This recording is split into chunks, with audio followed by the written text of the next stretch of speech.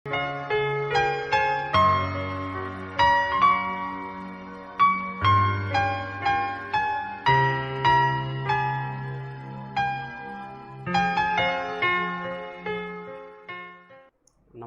Friends, पिछले video lecture के दौरान हमने एफेड्रा के अंतर्गत रिप्रोडक्शन को स्टडी किया था। वहाँ पर हमने मेल स्ट्रोबिलस, फीमेल स्ट्रोबिलस, उनका डेवलपमेंट या उनमें गुरु बीजाणुदान या लघु बीजाणुदानियों का डेवलपमेंट को देखा था। आज हम पढ़ेंगे गैमेटोफाइट जनरेशन। एफ्रीडा में जो गैमेटोफाइट जो जनरेशन होती है उसका विकास किस प्रकार होता है और उसके विकास के लिए कौन रेस्पॉन्सिबल है, इसको आज हम देखेंगे। और गैमेटोफाइट जनरेशन में भी हम मेल गैमेटोफाइट और फीमेल गैमेटोफाइट दोनों का ही डेवलपमेंट और उनकी संरचना को डिस्कस करेंगे। तो अगर गैमेटोफाइट जनरेशन की बात करें तो गैमेटोफाइट जनरेशन में हम फर्स्ट पढ़ने वाले हैं मेल गैमेटोफाइट। और जो ये मेल गैमेटोफाइट्स होता है, मेल गैमेटोफाइट्स का निर्माण किसके द्वारा होगा? तो मैंने आपको पहले ही बताया हुआ है कि जो मेल गैमेटोफाइट की जो प्रथम कोशिका होती है वह कौन होती है? लघु बीजाणु होती है। अर्थात लघु बीजाणु के द्वारा ही या लघु बीजाणु में विभाजन की प्रक्रिया के द्वारा ही किसका निर्माण किया जाएगा? मेल गैमेटोफाइट का निर्माण किया जाएगा। तो मेल गैमेटोफाइट की जो प्रथम कोशिका या फर्स्ट कोशिका होती है वह लघु बीजाणु होती है। तो अगर लघु बीजाणु की संरचना की बात करें तो इसकी संरचना कैसे दिखाई देती है? एक जो बादाम होता है उसी के समान दिखाई देते हैं, या हम बोल सकते हैं कि अंडाकार आकृति की संरचना होती है। अगर बाह्य रूप से देखें तो बादाम के समान होती है, परंतु ये काफ़ी सूक्ष्म होता है। बादाम में जैसे उबार व गर्त होते हैं वैसे ही इस लघु बीजाणु के ऊपर भी कुछ जगह तो उबार पाए जाएंगे, फिर गर्त, फिर उबार, फिर गर्त, ऐसी संरचनाएं हमें दिखाई देगी। मतलब कैसी होगी? अंडाकार आकृति की होगी जिस पर उबार तथा गर्त पाए जाएंगे। अगर इसकी ही हम आंतरिक संरचना की बात करें तो आंतरिक संरचना में क्या क्या दिखाई देगी? तो जो ये लघु बीजाणु है इसकी आंतरिक संरचना में एक तो हमें इसमें भित्तियाँ दिखाई देगी और इसमें कुछ जीव द्रव्य युक्त केंद्रक उपस्थित होगा।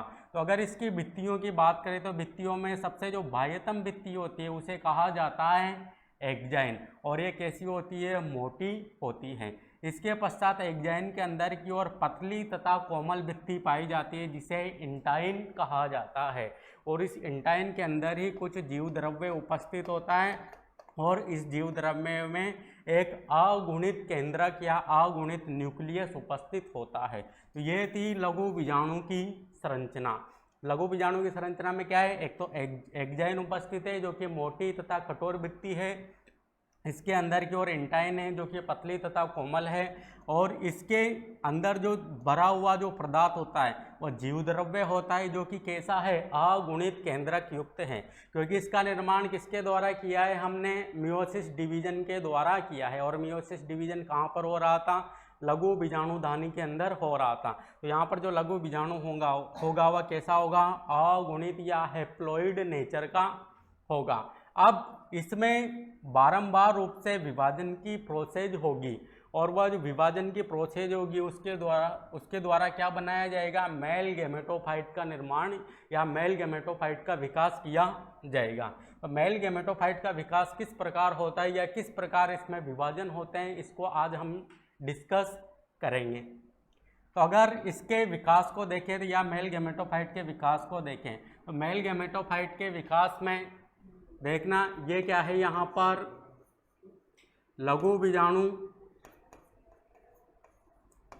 अब जो ये लघु बीजाणु होता है इसमें एक असमान अनुप्रस्थ विभाजन होता है, और असमान अनुप्रस्थ विभाजन होगा जिसके कारण एक तो यहाँ पर पीसी पस्ट या प्रोथेलियल पस्ट सेल बनेगी, और दूसरी बनेगी यहाँ पर लार्ज सेल या बड़ी कोशिका। एक तो जो छोटी कोशिका बनेगी उसे प्रोथेलियल पस्ट सेल कहेंगे या प्रोथेलियल सेल पस्ट, और जो बड़ी कोशिका बनेगी उसे कहेंगे हम लार्ज सेल। अब जो यह प्रोथेलियल जो पस्ट सेल है इसमें विभाजन की प्रक्रिया नहीं होती, ये केवल ऐसी ही बनी रहेगी। जबकि जो ये लार्ज सेल होगी इसमें वापस से एक असमान अनुप्रस्थ विभाजन होता है। कौन सा विभाजन होगा? असमान अनुप्रस्थ विभाजन, जिसके कारण यहाँ पर जो ऊपर की ओर जो कोशिका बनेगी वो कैसी होगी? छोटी होगी, और उसे कहेंगे हम प्रोथेलियल सेल सेकंड या प्रोथेलियल द्वितीय कोशिका। और जो बड़ी कोशिका बनेगी वापस से, वो उसका नाम क्या होगा? एंथ्रीडियल सेल या पुंदानी कोशिका। अब जो यह प्रोथेलियल सेकंड सेल है इसमें भी आगे जाकर कोई विभाजन नहीं होगा। विभाजन होगा तो किस में होगा? एंथ्रीडियल सेल्स में होगा। अब जो ये एंथ्रीडियल सेल है इसमें वापस से विभाजन होता है, जिसके कारण एक तो जर्नेटिव सेल बनती है और एक ट्यूब सेल का यहाँ पर निर्माण होता है। तो यहाँ पर 4 कोशिकाओं का निर्माण तो हो चुका, किसके अंदर हो चुका? लघु बीजाणु के अंदर हो चुका। अब जो ये ट्यूब सेल है ये भी आगे जाकर कोई विभाजन नहीं करेगी। विभाजन होगा तो किसमें होगा? ओनली जनरेटिव सेल्स में। अब जो ये जनरेटिव सेल होगी इसमें वापस से विभाजन होगा, जिसके कारण क्या बनेगी? एक तो स्टाल्क सेल बनेगी और एक बॉडी सेल बनेगी। और इस प्रकार यहाँ पर 5 कोशिकीय अवस्था बन जाती है। किसके अंदर? लघु बीजाणु के अंदर। अब जो ये यहाँ से यहाँ तक का जो विकास हो रहा है, मतलब जो 5 कोशिकाएं बन रही है लघु बीजाणु के अंदर, यहाँ से यहाँ तक का विकास कहाँ पर संपन्न होता है? लघु बीजाणु धानी के अंदर संपन्न होता है। मतलब जब ये लघु बीजाणु धानी के अंदर या मेल स्ट्रोबिलस में ही रहता है, तो उसी दौरान यह 5 कोशिकीय अवस्था में या लघु बीजाणु मेल गैमेटोफाइट का विकास यहाँ तक उस लघु बीजाणुधानी के अंदर ही हो जाता है। फिर उसके पश्चात लघु बीजाणुधानी स्फुटित होगी, जिसके कारण ये डेवलपिंग मेल गैमेटोफाइट है ये यहाँ से एयर के अंदर या वायु के अंदर रिलीज हो जाएगा। और वायु के अंदर रिलीज होने के पश्चात जो बीजांड होगा उसके द्वारा पोलन ड्रॉप स्त्रवित की जाएगी, जिससे आकर्षित होगा और पोलन ड्रॉप से चिपक कर ये कहाँ पर चला जाएगा? बीजांड के पोलन चैम्बर में चला जाता है। और पोलन चैम्बर में जाने के पश्चात इसमें अंकुरण होता है। अंकुरण के दौरान इसकी जो एक्जाइन होती है वह फट जाती है और एंटाइन एक पराग नलिका के रूप में बाहर निकल आती है। और यहाँ पर जो ये कोशिकाएं दिख रही है आपको, ये प्रोथेलियल फर्स्ट सेल, प्रोथेलियल सेकंड सेल, ये जब 4 या 5 कोशिकीय अवस्था में होता है उसी दौरान ये नष्ट होना या अपहासित होना प्रारंभ कर देती है। और जब परागण होता है उस दौरान तो ये नष्ट ही हो जाती हैं। और यहाँ पर जो ये स्टाल्क सेल हैं ये भी आगे जाकर नष्ट होने का कार्य ही करेगी, परंतु ये बाद में होगी नष्ट। तो पहले क्या होगा? जो यहाँ पर ये बॉडी सेल बनी है, जब भी यहाँ पर पराग नलिका बनेगी तो जो ये बॉडी सेल है ये विभाजित होकर 2 समान आकृति के व अचल नर युग्मकों का निर्माण कर देती हैं। यहाँ पर जो ये मेल गैमेट दिख रहे हैं ये कैसे हैं? समान आकृति के। और कैसी प्रकृति है इनकी? अचल प्रकृति है, क्योंकि इन पर सीलिया फ्लैजिला जैसी संरचनाएं नहीं पाई जा रही हैं। तो समान आकृति के अचल मेल गैमेट्स का निर्माण किसके द्वारा होता है? बॉडी सेल्स के द्वारा होता है।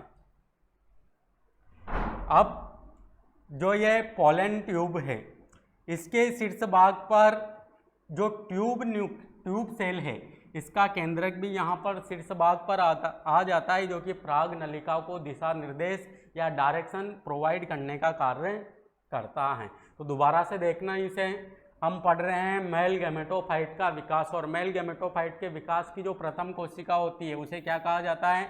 लघु बीजाणु कहा जाता है। अब लघु बीजाणु से जो मेल गैमेटोफाइट का जो विकास होता है वह 3 चरणों में संपन्न होता है। जो फर्स्ट चरण होगा वह तो क्या होगा? प्री पोलिनेशन डेवलपमेंट, मतलब जब तक लघु बीजाणु का परागण नहीं हो जाता उसके पहले का जो विकास होता है उसे कहा जाता है प्री पोलिनेशन डेवलपमेंट। और ये कहाँ पर संपन्न होता है? लघु बीजाणुधानी के अंदर ही होता है। उसके पश्चात परागण होगा और परागण के बाद का जो विकास होता है वह बीजांड के पोलन चैम्बर में संपन्न होता है। तो परागण जो पूर्व विकास होता है वह 5 कोशिकीय अवस्था तक का विकास होता है। इस दौरान इसमें क्या होता है, इसके जीव द्रव्य में एक असमान अनुप्रस्थ विभाजन होगा, जिसके कारण 2 कोशिकाएं बनेंगी, एक तो बड़ी कोशिका, एक छोटी कोशिका। छोटी कोशिका को प्रोथेलियल पस्ट सेल कहेंगे, बड़ी कोशिका को यहाँ पर लार्ज सेल कहेंगे। प्रोथेलियल पस्ट सेल में आगे कोई विभाजन नहीं होगा, केवल विभाजन होगा तो किसमें होगा, लार्ज सेल में होगा। लार्ज सेल में वापस से एक असमान अनुप्रस्थ विभाजन होता है, जिसके कारण एक तो प्रोथेलियल सेकंड सेल बनेगी और एक एंथ्रीडियल सेल बनेगी। अब जो प्रोथेलियल सेकंड सेल है, इसमें भी कोई विभाजन नहीं होगा, विभाजन होगा तो किसमें होगा, आगे जाकर एंथ्रीडियल सेल में होगा। एंथ्रीडियल सेल विभाजित होकर एक तो जनरेटिव सेल का और एक ट्यूब सेल का निर्माण कर देती है। फिर ट्यूब सेल में भी आगे कोई विभाजन नहीं होता है, केवल जनरेटिव सेल जो होगी वह विभाजित होकर किसका निर्माण करेगी, एक तो स्टाल्क सेल का और एक बॉडी सेल का निर्माण करेगी। और जब यह 5 कोशिकीय अवस्था में होगा, उसी दौरान इसकी प्रोथेलियल फर्स्ट और प्रोथेलियल सेकंड सेल अपहासित होना प्रारंभ कर देती है और बाकी कोशिकाओं को पोषण देना प्रारंभ कर देती हैं। अब जो 5 कोशिकीय अवस्था है, इस दौरान इसमें क्या हो जाएगा, परागण हो जाएगा। और परागण के दौरान ये इसकी जो लघु बीजाणुदानी है वहाँ से ये रिलीज हो जाएंगे और वायु में आ जाएंगे। और उसी दौरान जब एक सेल या स्त्रीदानी जब परिपक्व होती है तो बीजांड के द्वारा पोलन ड्रॉप स्त्रवित की जाती है, जिससे ये डेवलपिंग मेल गैमेटोफाइट है या जो लघु बीजाणु है वह उनसे आकर्षित होंगे और आकर्षित होकर बीजांड की पोलन ड्रॉप से चिपक जाते हैं वो, और पोलन ड्रॉप को वापस से पुनः अंदर खींच लिया जाता है। और अंदर खींचने के पश्चात जो डेवलपिंग मेल गैमेटोफाइट है ये कहाँ पर आ जाते हैं, बीजांड के पोलन चैम्बर में आ जाते हैं। और बीजांड के पोलन चैम्बर में आने के पश्चात इनमें क्या होता है, जर्मिनेशन या अंकुरण होता है। उस दौरान क्या होगा, अंकुरण होने के पश्चात इसमें क्या होगा, अंकुरण होने के दौरान इसकी जो एक्जाइन है वह फट जाएगी और इंटाइन एक पोलन ट्यूब के रूप में या प्राग नलिका के रूप में बाहर निकल आती है। उसी दौरान क्या होगा, जो ट्यूब सेल है उसका जो केंद्रक होता है वह प्राग नलिका के शीर्ष भाग पर स्थानांतरित हो जाता है और प्राग नलिका को दिशा निर्देश प्रदान करेगा। और उसी दौरान जो बॉडी सेल है यह भी विभाजित होकर या इसका जो केंद्रक है वह विभाजित होकर 2 समान आकृति के व अचल नर युग्मकों का निर्माण करेगा, जो कि ट्यूब न्यूक्लियाई के पीछे पीछे गमन करते हैं। और उसके बाद जो स्टाल्क सेल होती है वह भी अपहासित हो जाती है और जो ट्यूब सेल का जो जीव द्रव्य है वह भी अपहासित हो जाएगा। फिर दोनों में से एक मेल गैमेट स्त्रीदानी में प्रवेश करके एक सेल को फर्टिलाइज करेगा या एक सेल से फ्यूज होकर जाइगोट का निर्माण करेगा। और उसके बाद जो ट्यूब न्यूक्लियाई है और जो बचा हुआ एक मेल गैमेट है वह भी यहाँ से अपहासित या नष्ट हो जाएगा। तो इस प्रकार मेल गैमेटोफाइट के डेवलपमेंट की प्रक्रिया संपन्न होती है, जो कि काफ़ी सूक्ष्म जीवी होता है। और मेल गैमेटोफाइट की जो संरचना है वह कैसी दिखाई देगी, हमें इस प्रकार की दिखाई देगी। अब इसके बाद हम स्टडी करेंगे फीमेल गैमेटोफाइट का विकास या का डेवलपमेंट। अगर हमें फीमेल गैमेटोफाइट बनाना है तो पहले तो किसका निर्माण करना पड़ेगा, बीजांड का निर्माण करना पड़ेगा। और बीजांड का निर्माण करने के पश्चात उस बीजांड के अंदर क्या क्या उपस्थित होते हैं आप सभी को पता है। एक तो उसका अध्यावरण उपस्थित होता है और जो अंदर का जो पोर्शन होता है उसमें क्या होता है, बीजांड काहे भरा हुआ होता है। तो इस बीजांड काहे की ही कोशिका के द्वारा किसका निर्माण किया जाएगा, फीमेल गैमेटोफाइट या मादा युग्मकोद्भिद का निर्माण किया जाएगा। और ये वाली जो मैंने अभी बताई बीजांड का जो विकास होता है, जहाँ पर बीजांड लगा होगा वहाँ की कोशिकाएं बीजांड का विकास करेगी। और बीजांड के अंदर हम डायरेक्ट देखते हैं तो बीजांड के अंदर किसका विकास हो जाता है, एक तो अध्यावरण का, और इसके अंदर जो पेरेनकाइमेटस जो कोशिकाएं हैं उन्हें क्या कहा जाता है, बीजांड काहे कहा जाता है। और बीजांड काहे की ही कोशिका के द्वारा आगे जाकर किसका विकास किया जाएगा, फीमेल गैमेटोफाइट का विकास किया जाएगा। तो बीजांड काहे की ही जो कोशिका होती है वह क्या कार्य करती है, यहाँ पर आर की स्पोरियल कोशिका के रूप में कार्य करेगी।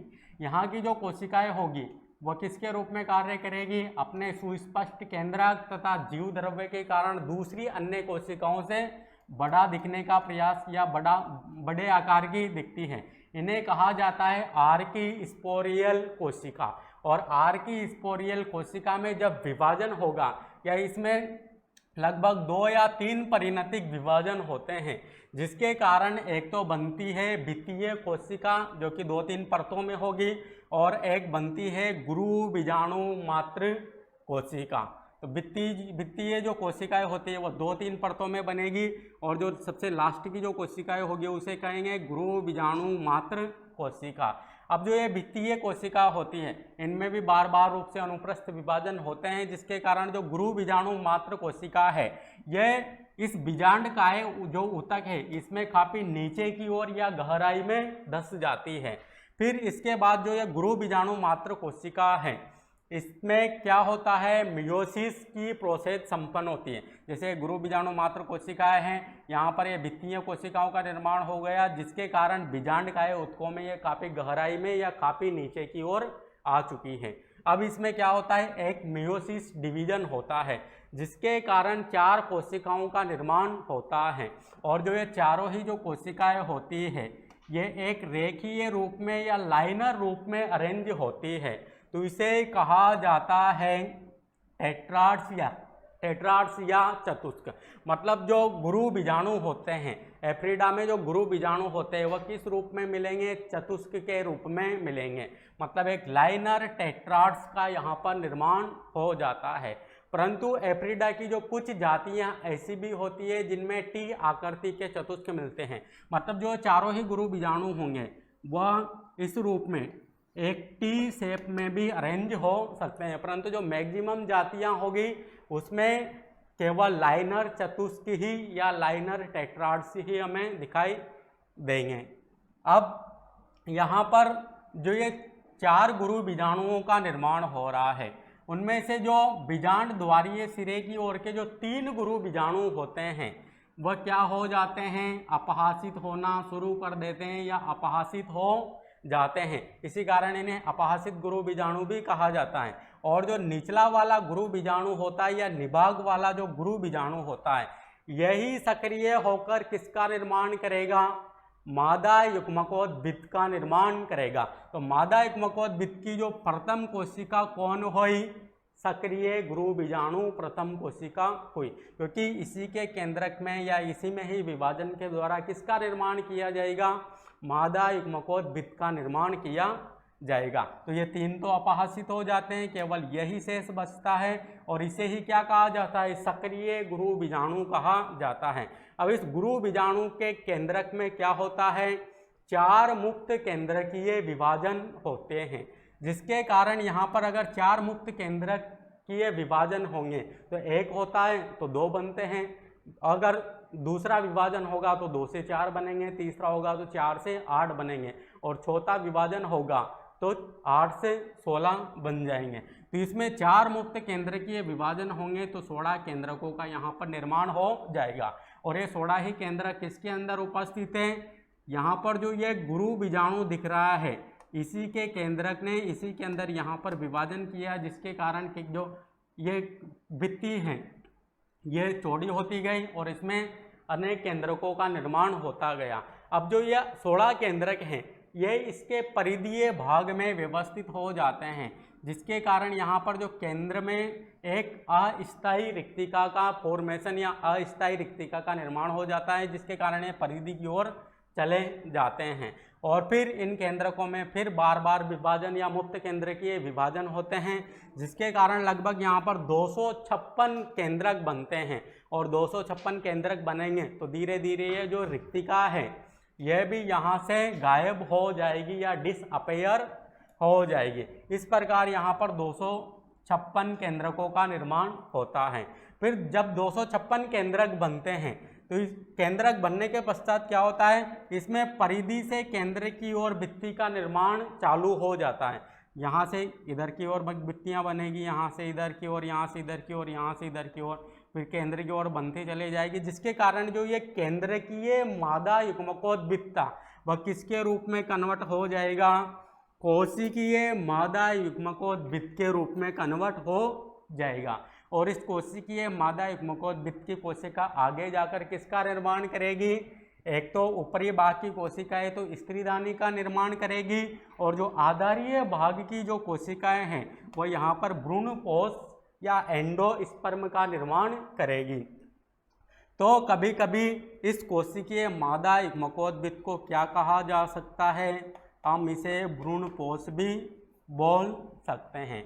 और आपके लिए यहाँ पर एक स्पेशल पॉइंट यह है कि जो एफ्रीडा इंटरमीडिया, जो एफ्रीडा की एक जाति है, उसमें यहाँ पर जो यह आर्की स्पोरियल जो कोशिका है, मतलब बीजांडकाय जो ऊतक होता है उसकी कोई कोशिका यहाँ पर किसके रूप में कार्य करेगी? आर्की स्पोरियल कोशिका के रूप में कार्य करेगी। और यही कभी कभी विभाजित होकर किसका निर्माण कर सकती है? फीमेल गैमेटोफाइट या मादा युग्मकोद्भिद का निर्माण कर सकती है। और इस कोशिका से जो मादा युग्मकोद्भिद बनेगा वह कैसा होगा? द्विगुणित प्रकृति का होगा। तो एफ्रीडा इंटरमीडिया में कभी कभी द्विगुणित मादा युग्मकोद्भिद का निर्माण भी हो सकता है। मतलब यहाँ पर जो आर्की स्पोरियल जो कोशिका है वह डायरेक्ट यहाँ पर किसका निर्माण कर सकती है? मादा युग्मकोद्भिद का निर्माण कर सकती है। मतलब ना तो वित्तीय कोशिकाएं बनेगी, ना गुरु बीजाणु मात्र कोशिकाएं बनेगी। अगर गुरु बीजाणु मात्र कोशिका ना बनेगी तो मियोसिस भी नहीं होगा। तो यहाँ पर जो मादा युग्मकोद्भिद बनेगा वह कैसा होगा? द्विगुणित प्रकृति का होगा। तो ये एक स्पेशल पॉइंट आपको ध्यान रखना है। अब ये थी डेवलपमेंट ऑफ मादा युग्मकोद्भिद। अब इससे आगे जाकर जो हमारा जो नेक्स्ट पॉइंट होगा वह क्या होगा? हमें यहाँ पर क्या बनानी है? स्त्रीधानियों का भी निर्माण करना है। तो अगला जो हमारा पॉइंट होगा वह होगा डेवलपमेंट ऑफ आर्कीगोनिया या स्त्रीधानी का विकास। अब जो स्त्रीधानी का जो विकास होता है वह कहाँ पर संपन्न होता है? तो मैंने आपको बताया, जो अभी अभी हमने फीमेल गैमेटोफाइट का जो विकास किया है, यहाँ पर क्या बना दिया?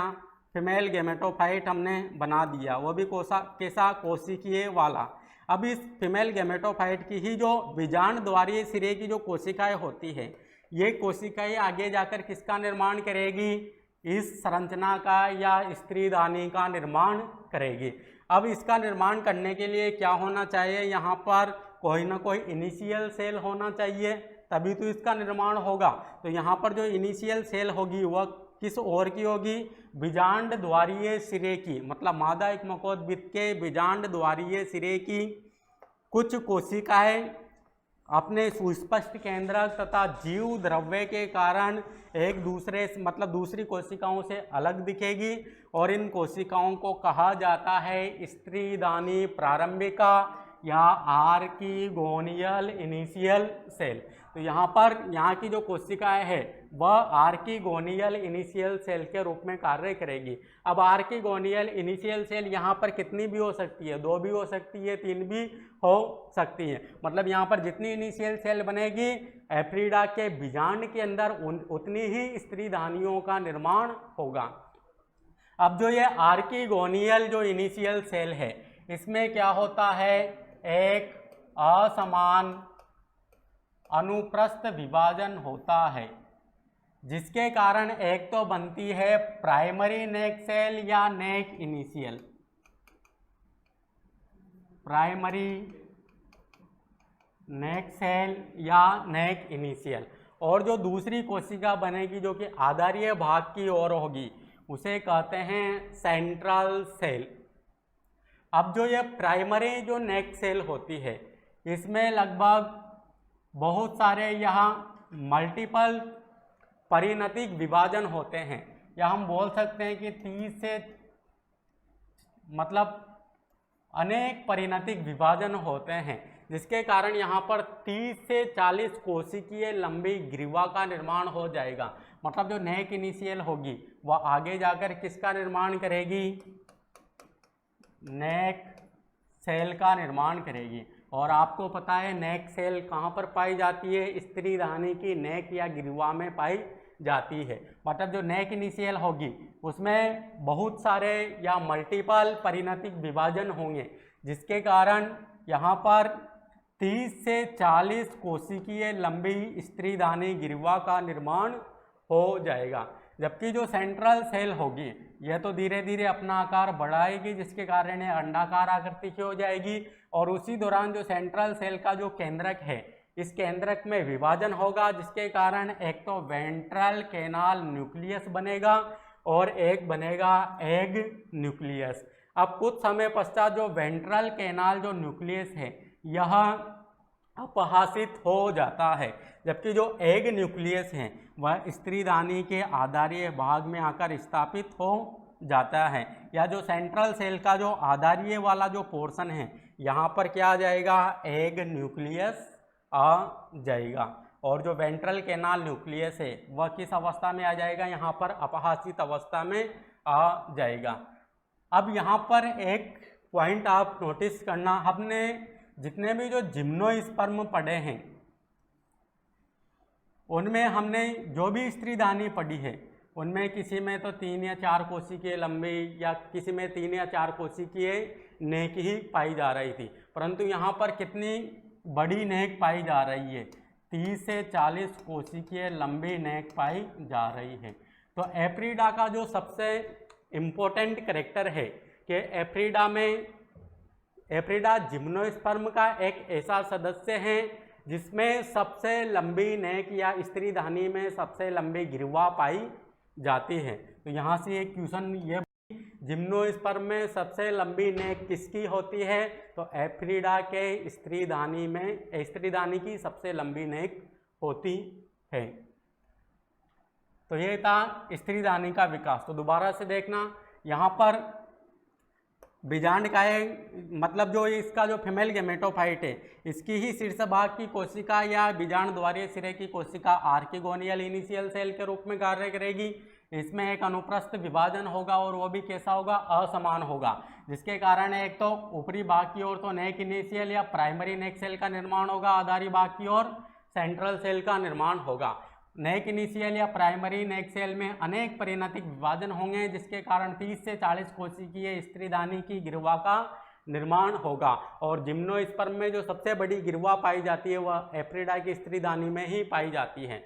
और इन जो गिरवा जो कोशिकाएं हैं इनकी खास बात है कि या जो ये नेक है इसकी एक खास बात यह है कि इसमें नेक कैनाल सेल नहीं पाई जाती है। यहाँ पर जो ये नेक होगी वह बंद प्रकृति की होगी, मतलब इसमें नेक कैनाल सेल नहीं पाई जाती हैं।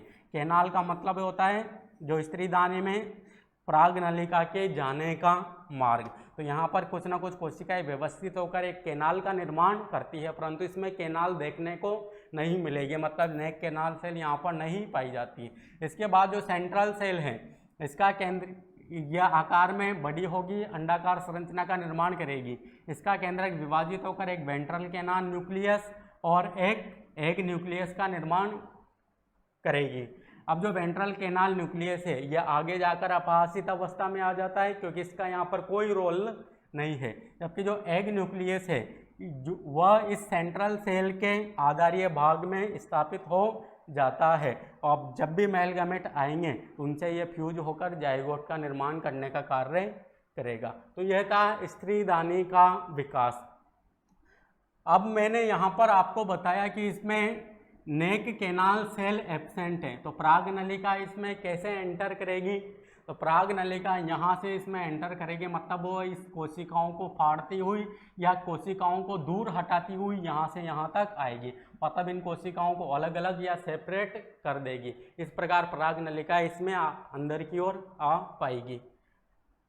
अब इसके बाद देखते हैं हम इसमें फर्टिलाइजेशन की प्रोसेस, क्योंकि हमने स्त्रीदानी का निर्माण कर लिया और जब मेल गैमेटोफाइट का डेवलपमेंट पढ़ा था तो वहाँ पर हमने मेल गैमेट्स का निर्माण कर लिया था। और स्त्रीदानी के अंदर क्या बना लिया हमने, यहाँ पर एग सेल या एग न्यूक्लियस बना लिया है। तो अब आगे जाकर हम क्या कराएंगे, फर्टिलाइजेशन। और आप सभी को पता है जिम्नोस्पर्म में जो फर्टिलाइजेशन होता है वह किस प्रकार का होता है, वह होता है साइपनोगेमस टाइप का या साइपनोगेमी प्रकार का, क्योंकि इसमें क्या होता है जब भी निषेचन के दौरान जो मेल गैमेट जो जाएंगे वह किसके माध्यम से जाएंगे, पराग नलिका के माध्यम से जाएंगे। तो जिम्नोस्पर्म में जो फर्टिलाइजेशन होगा वह साइक्लोगेमी प्रकार का होता है। उस दौरान जो मेल गैमेटोफाइट है उससे पराग नलिका का ओरिजिन होगा और वह पराग नलिका बीजांडकाय ऊतकों को भेदती हुई स्त्रीदानी में प्रवेश करेगी और स्त्रीदानी में प्रवेश करने के पश्चात जो पराग नलिका है उसका शीर्ष भाग फट जाएगा, जिसके कारण दोनों ही मेल गैमेट स्त्रीदानी के जो वेंटर सेंट्रल सेल का जो पोर्शन है वहाँ पर चले जाएंगे और उन दोनों में से एक मेल गैमेट उस एक न्यूक्लियस को फ्यूज हो जाएगा, जिसके कारण जाइगोट का फॉर्मेशन हो जाएगा। तो इस प्रकार यहाँ पर निषेचन की प्रक्रिया संपन्न होती है। अब हम एक पॉइंट और बता देता हूँ मैं आपको। हमने जो मेल गैमेटोफाइट का जो विकास पढ़ा है उसमें कितनी कोशिकाओं का निर्माण हो रहा है? 5 कोशिकाओं का निर्माण हो रहा था। मतलब जब 5 कोशिकाएं बनी थी उसके पश्चात ही उसका परागण संपन्न हुआ था। तो आपको यह पता होना चाहिए कि जो एप्रिडा जो प्लांट्स होता है उसमें जो मेल गैमेटोफाइट होता है वह कितनी कोशिकीय अवस्था में परागित होता है? तो वह होता है 5 कोशिकीय अवस्था में परागित होता है। जबकि इससे पहले हमने जो पाइनस पढ़ा था वहाँ पर जो मेल गैमेटोफाइट था वह कितनी कोशिकीय अवस्था में परागित हो रहा था? 4 कोशिकीय अवस्था में परागित हो रहा था। और उससे पहले जो साइकस पढ़ा था वह कितनी कोशिकीय अवस्था में परागित हो रहा था? वह 3 कोशिकीय अवस्था में परागित हो रहा था। तो साइकस में जो परागण होता है वह 3 कोशिकीय अवस्था में, पाइनस में 4 कोशिकीय अवस्था में और एप्रिडा में 5 कोशिकीय अवस्था में। तो 345 ये फॉर्मूला आप याद रखना। अब हम जो हमारा अगला लेक्चर पढ़ेंगे उसमें पढ़ेंगे जाइगोट से जो भ्रूण बनता है वह किस प्रकार बनता है, मतलब एम्ब्रियो डेवलपमेंट, और एम्ब्रियो डेवलपमेंट के बाद हम बीज की संरचना और जो एप्रिडा की जो लाइफ साइकिल है या शॉर्ट लाइफ साइकिल है इसको भी हम डिस्कस करेंगे। तो आज के लिए यहाँ तक ही काफ़ी है। Thank you.